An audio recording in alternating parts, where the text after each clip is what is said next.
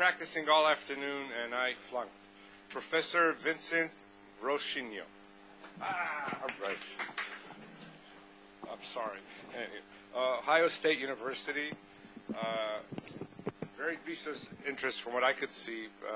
Among them, social movements, labor resistance, work in housing stratification, educational inequality, co-editor of the American Sociological Review, the past president of the Southern Sociological Society. So, without further ado. Thank you all for being here at 4 o'clock in the afternoon.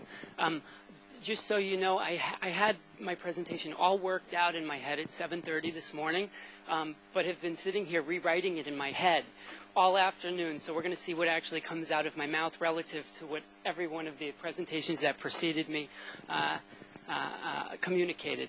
I'm going to be talking about discrimination, workplace discrimination against aging workers, which is a relatively recent focus of mine. And I might do something radical and drop any quantitative tables I have from the analysis.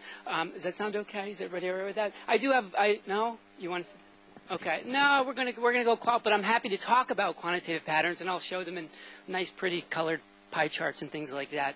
But really, the benefit of the data I'll be talking about has as much to do with understanding the process of age discrimination through the qualitative data I have. Okay, let me start. I'm going to sort of say standing up. If I don't talk into the mic, please yell out. This project is derived from my own interest and expertise in inequality in workplace processes, which really began as an interest in race and sex discrimination at work, including some relatively rare data I stumbled into, both quantitative and qualitative, on workplace discrimination, which I'll give more detail about in just a second.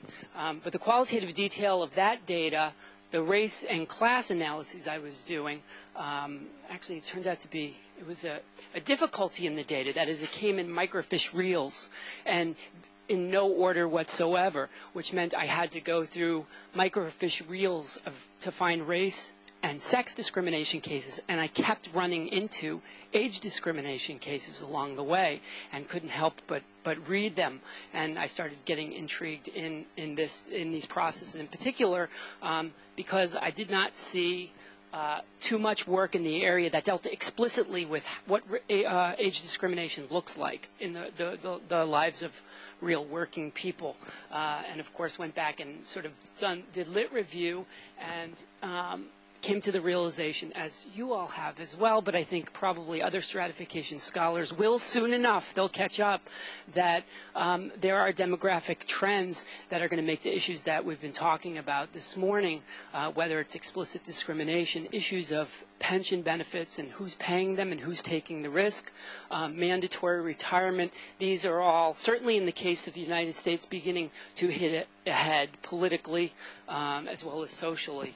Probably varies depending on the age distribution and within societies. And there is a reality. I mean, we've been talking about sort of retirement as if everyone wishes to retire, but in fact, as at least one of the presentations made clear a little while ago, that there's a sizable portion of the aging population that desires work. Work gives one identity and social network connections and even mental health and pride, along with material benefits. And I will talk a little bit about the material benefits as well as the sort of emotional benefits, although I'll come back around to it in just a second.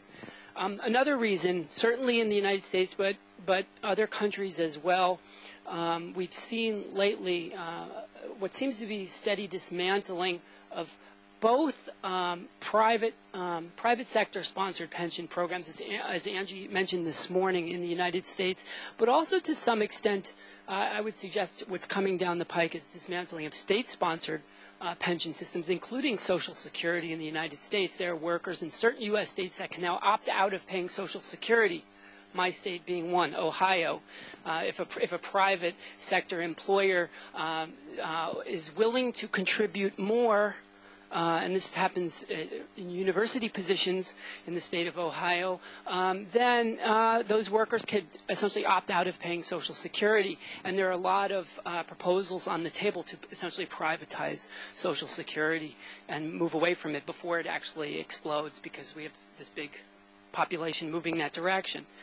And then another sort of line of research that made me intrigued with this age question is that dealing with globalization and corporate restructuring, which certain portions of the United States, certainly my state, but states like Michigan, et cetera, have experienced, and with the implication of whether or not highly compensated workers that have won certain benefits and rights historically, especially in the 1930s through 1950s through labor union activism, might in fact be losing those benefits over time. And we've seen sort of the classic in the United States in terms of manufacturing is the car industry, where union campaigns led to nice pension programs for sort of working class people, and we've seen those either factories closing down, or we've seen some of those workers laid off and replaced with what look like younger workers who aren't given the pension option.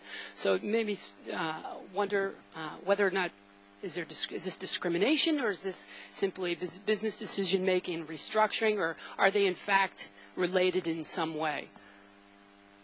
What do we know? We know that, at least from surveys of both managers and workers, that there are broad stereotypes of aging workers in the United States, I suspect other locations as well, that could create vulnerability. That is, consistently aging workers are sort of seen as not as adaptable to new technologies, inflexible, slow, et cetera. And the really interesting thing about this is you'll hear this out of the mouths of employers on surveys. On the other hand, if you ask them, what do you look for in employees? They say experience. So there's this really interesting contradiction there. Do you want experience, or are you going to follow that, or are you going to follow that? And if you want experience, are you willing to pay for it or not? Okay. Health and mental health costs to aging workers. Again, from at least surveys, when asked, actually most of the surveys in the U.S., they're really good surveys done by the AARP, American Association for Retired Persons, that ask, have you experienced or have you witnessed age discrimination in your place of employment? And consistently, and it doesn't matter too much which state you're in. Now, these are just surveys. We don't know, if it was real discrimination or not. Between 50 and 75% of workers that respond to these surveys, which is not a random sample, but still 50 to 75% say I've either experienced it or witnessed it. And depending on which state did the survey, they'll ask, how did that make you feel? What was lost? What was the consequence? And workers relate various sort of emotional responses to this. I was angered by it. I wanted to protect my coworker, but I didn't want to become the new target either. Or I've seen people lose their jobs and their benefits, et cetera. This is mostly from survey work.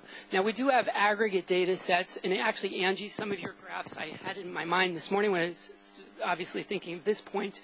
Aggregate data suggests downward mobility among those employed over the long term and those seeking employment. If you look at sort of wage rates over time by age, you sort of start seeing this dip, 55-ish, that looks like it's going down. And I generally assume that people are not choosing to make less money, especially at 55 years old.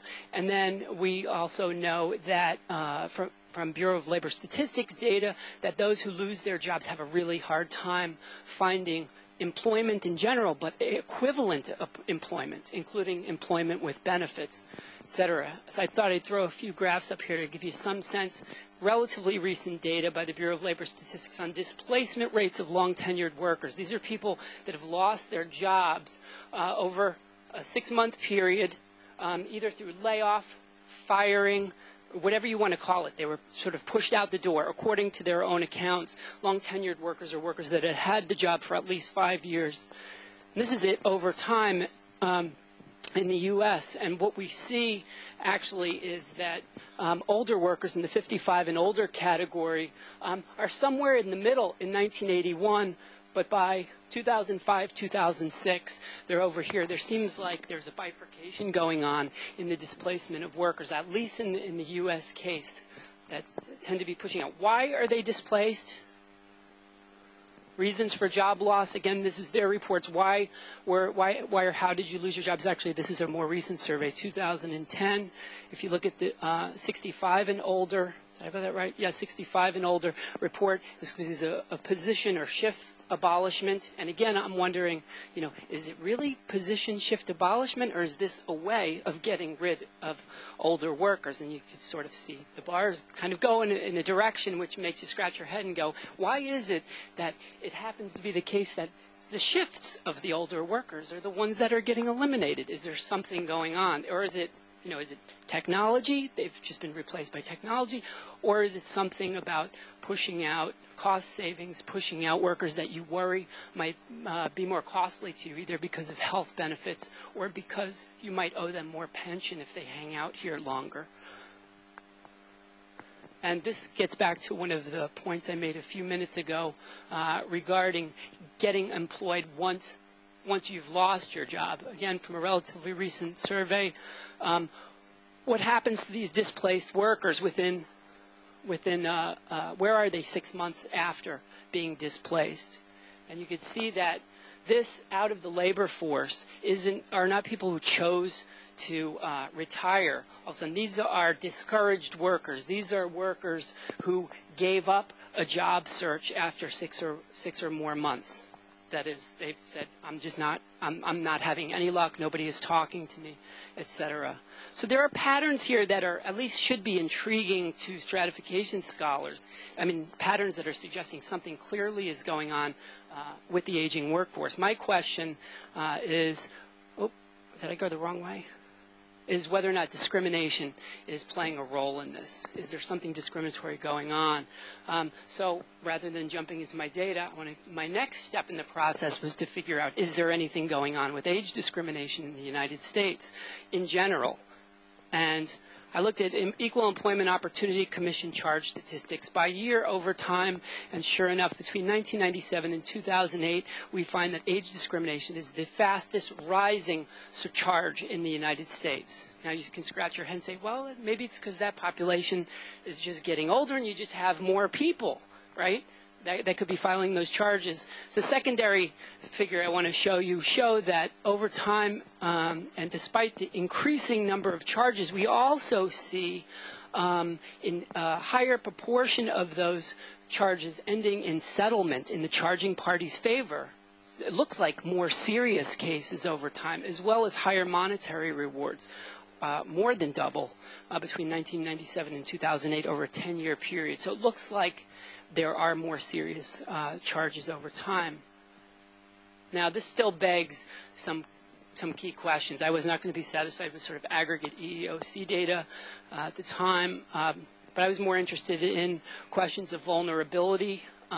Who is vulnerable to age discrimination if it is happening? Who is impacted by other status attributes, sex and race, as well as age? Like who might be getting hit here, and probably the preponderance of my focus, the rest of this discussion will be on how does it occur? What does it look like? How am I doing on time? No, I know. More information, please. How many more? That's that. Oh, good. Okay. Sometimes I'll talk and not realize how much I'm talking. The data. Oh, there it goes. I stumbled into having unbelievable access to data that is very hard to come by.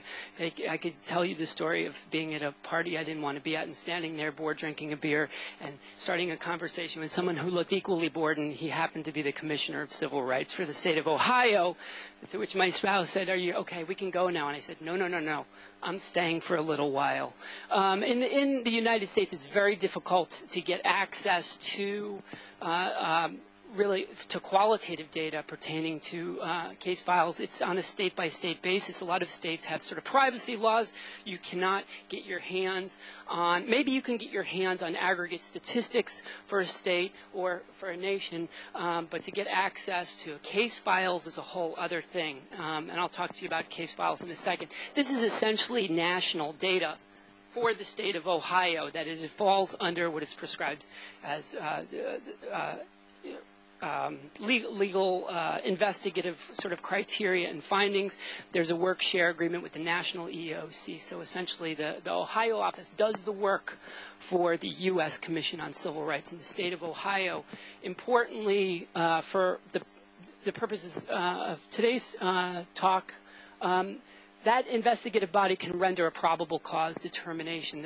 That is, they look at the preponderance of evidence, which includes testimony from witnesses, from the charging party, from the respondent, and they make a determination whether or not discrimination likely occurred. Now, their job is to try to settle these things, not let it get to the courts. So most of what I'll be showing you and talking to you about has to do with verified cases of discrimination. I call it verified. Verified are either cases that are probable cause or that were settled in the charging party's favor. This way we don't have to argue too much about, well, is this really discrimination or not? You have a neutral investigative body that says, you know what, it looks like discrimination, it smells like discrimination. In a lot of cases, the employer paid up like it was discrimination, so let's call it discrimination. There's a quantitative and a qualitative component. The quantitative component, at least for age discrimination, is essentially 12,000 cases over a 15-year period in one state in the United States. Of these, 2,181 are verified. It includes a lot of quant data, which I've done analyses on, but I'm not going to share it with you, but I will be happy to answer any questions. And then so far, I and a couple of graduate students have generated a qualitative subsample of those verified cases. And 120 is pretty good when you consider these case files run anywhere from 75 to 200 pages of witness testimony, et cetera. And we've content coded that qualitative material. I'll share some of the actual qualitative material, but also some of the qualitative content coding, which gives you a sense of at least what it's looking like. And it doesn't seem to be changing as we up this subsample of 5% or so of verified cases. Certain things that we've coded in the qualitative material include employer responses. Employers are required by law to respond to a discrimination charge. That is, they're asked, okay, here's what the charging party said. What do you have to say for yourself? And they have the chance to respond and tell their side of the story. And again, what I'm going to share with you are verified cases. So I wanted to know, how are employers justifying? What did they do? How did they justify it, legitimate it to themselves as non-discrimination? And it really naturally, the responses fell into 5 categories. And we did this for race and sex as well, which you might get a glimpse of quickly, at least as a comparative reference with age. And that is meritocracy is when an employer says, well, this person was let go, et cetera. We use, whatever. We use some kind of formal criteria that's built into our bureaucratic structure. Everybody was held to the same standard, and they lost. Dependability has to do with employers having problems with like attendance, tardiness, et cetera. This is just an undependable employee. Look, we can at least try to prove it to you. Criminality and delinquency is whether or not the employee did something bad on the job, that the employer justifies it that way. Business interest has to do with whether employers really don't respond to the discrimination charge itself, but say this was, that person may have been let go. Hell, if we know why, other than we were making decisions that were in the interest of the business, profit, reorganization, et cetera, ends up, as some of you might imagine, ends up becoming a big deal in the case of age discrimination. And then outright denial is when they come back and say, we don't know what you're talking about. They essentially don't respond to the discrimination, et cetera. Okay. Key patterns. Age discrimination most often entails firing. As one might imagine, firing takes many forms, and there's sort of detailed ways within these data that it happens. But firing is a cluster of categories, including layoff with recall, but they're never recalled. Firing, it's essentially pushing somebody out the door for good. and is relatively equal opportunity in terms of the type of discrimination it is. If we look at, this is what it actually looks like. This is the larger verified case data. Harassment shows up. It's something that we don't talk about as work stratification scholars much because we tend to be interested in these objective indicators like wages, whether you got the job or not what happens on the job. It's illegal to harass people on the job to make it a bad context for them.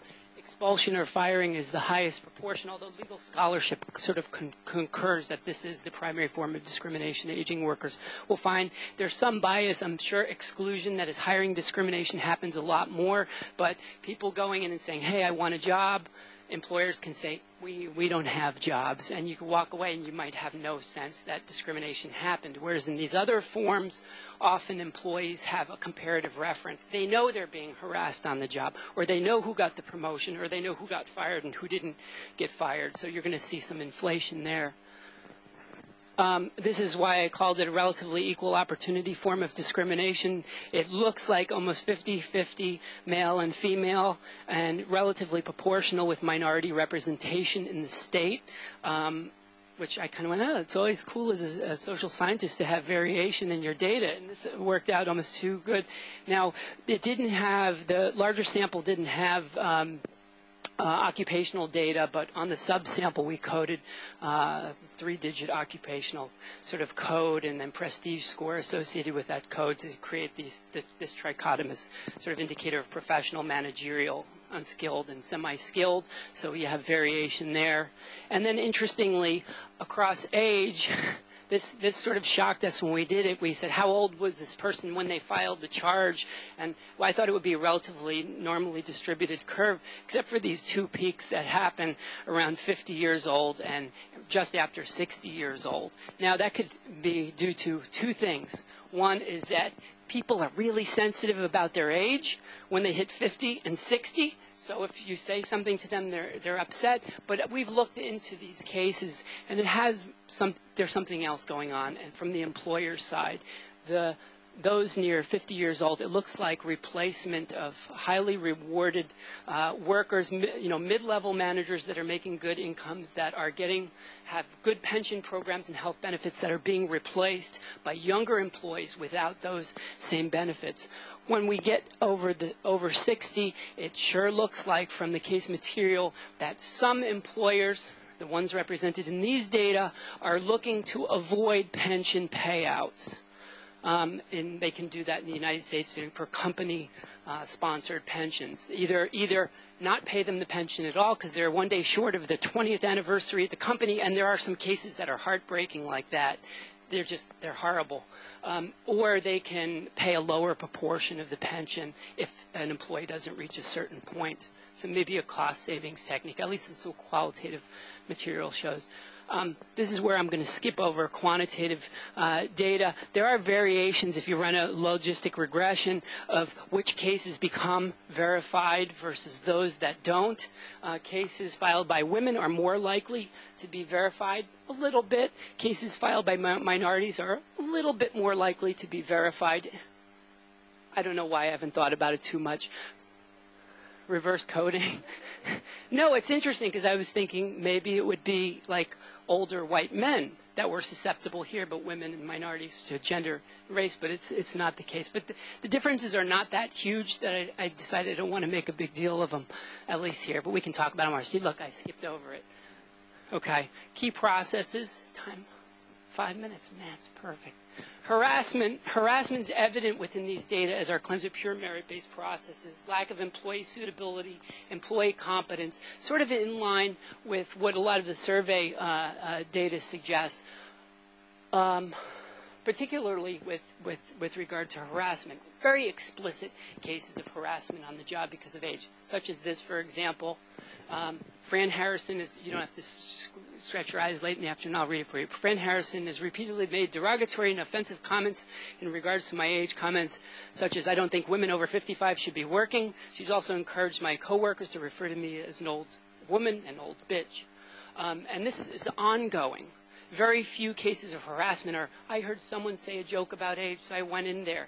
Most of these workers really are reluctant to go to the Civil Rights Commission in the first place, unless it's sort of long-term. And most of the harassment cases, it had gone on for 6 months to a year. I mean, and typically it wasn't just a supervisor, but it was like a whole collection of people who systematically isolate, make fun of, etc.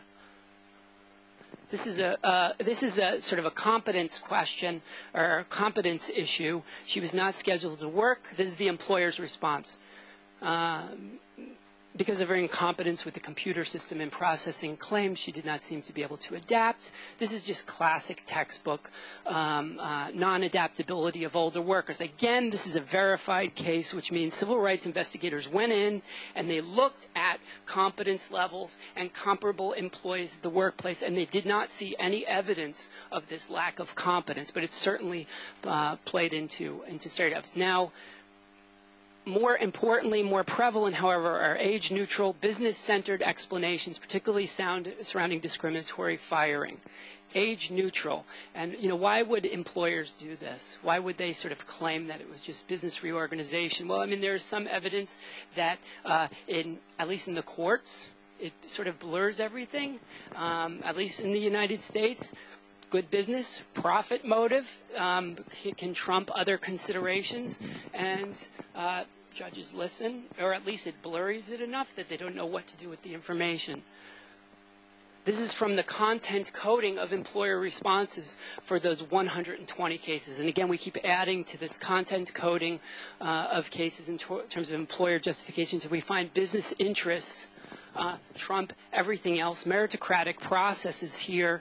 And now I'm going to show you very quickly what this looks like relative to race and to sex, so you get a sense. And it really reveals something that's unique about age discrimination in terms of how it's done and how it's justified. This is the same bar chart, but with race and sex in there. We can talk, if you have questions about race and sex, I can talk about those, but I promised myself I wasn't going to get sidetracked on that. But you can see business interest prevails in terms of age cases. What does business interest look like? As you could imagine, this is a white male tractor-trailer driver. The respondent zone manager told me I was terminated effective June 1st because my territory had been eliminated, right? It's a business decision, but this person was aware. He was replaced by Paul Phillips, a younger, less senior employee, aware of at least 13 similarly situated, protected age group employees who have also been terminated in this way. So there's sort of a pattern here. Another example. The division undertook its downsizing, and then this is actually a little bit of a fusion of business interests and meritocracy. But ultimately, we made a decision as coders. We read not just these quotes. This didn't just determine our coding, but we read 200 pages of testimony, et cetera. Anyway, I love it at the end. It was simply a business decision. Who can argue with simply a business decision? To give you a sense, of course, the Civil Rights Commission makes a determination based on all this evidence, and they write up their report. And this is what one would look like in terms of business interests. Though evidence substantiates he was well-liked in the workplace, had an excellent evaluations, he and 3 other older workers were terminated due to company reorganization. The respondent contends that the reorganization would bring in new processes and equipment that powers the charging party did not have the ability to adapt too quickly. The reorganization never materialized to the extent that the respondent claims. So what civil rights investigators are interested in when they're called in, when somebody actually takes the time and energy and realizes something may have gone on, is they'll go in to the workplace and they'll say, why were these people fired? Often the owner will say, well, we were downsizing or we were reorganizing. And the Civil Rights Commission said, show us.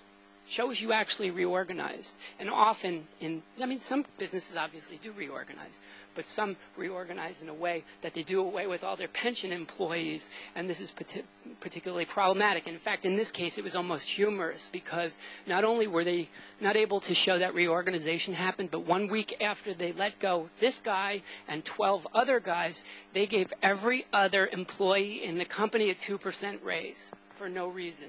Almost like they were like, it's okay, we're not going to fire you.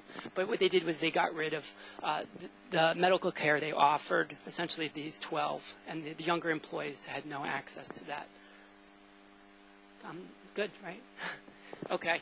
I don't have to repeat this. All groups seem to be impacted. Firing, harassment seem to be especially important, although I would caveat that by saying I think hiring, at least based on aggregate data, is no less important. There seem to be some interesting points in potential vulnerability if you look at the age distribution, somewhere around sort of mid-career, particularly, I'm guessing, for mid-level managers, as well as in those potential thinking about retirement years, especially if it's a business that has company-funded pensions. I won't talk about differences in terms of how cases turn out because I skipped over that model. Good business decisions are part of the logic and supposed action. Further research, obviously, and I could talk more about impact and consequences. I've done, at least from this qualitative, used this qualitative material, but I also have done open-ended interviewing with workers who have responded to initial parts of, initial publications out of this project, who have called me on the phone and said, let me tell you my story. And interestingly, I started the project assuming that the costs were largely material. It was not getting the job, getting fired from the job, losing my pension, losing my health insurance, which all of those are there to be sure. But the emotional, what workers describe to me as emotional scarring.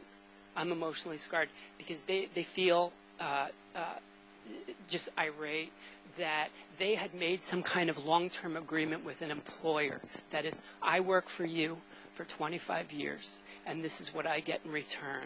And they felt that there's something in the social contract that's been violated here, and the employer is responsible. So there really are deep social psychological consequences potentially that I don't think the literature has adequately addressed, but it certainly can. There are differences with and relation to other forms of discrimination at work and how they go down. There are some similarities.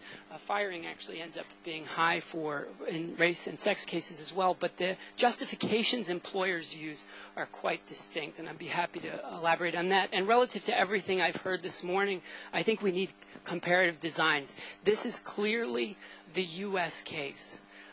The U.S. case where there are pension programs that companies have absorbed the risk historically, but now they're trying to cut their losses.